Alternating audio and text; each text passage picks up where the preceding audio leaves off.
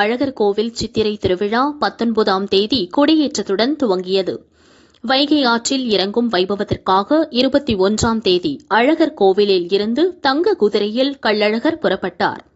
வழிநெடுகிலும் உள்ள மண்டகப்படியில் எழுந்தருளினார். நேற்று இரவு 3 மாவடி தல்லாகுளம் பகுதியில் எதிர் சேவை நடந்தது.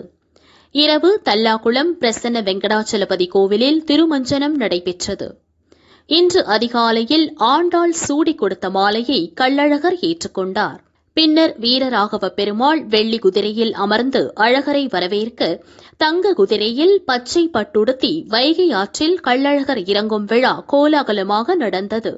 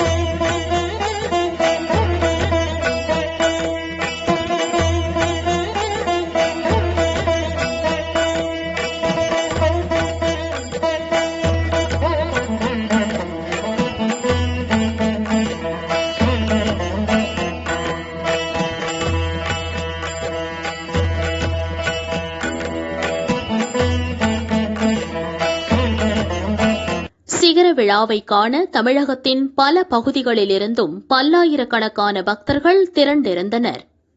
அழகர் ஆற்றில் இறங்கும் போது கோவிந்தா கோவிந்தா என்று விண்ணதிர பக்தி பரவசத்துடன் கோஷமிட்டனர்.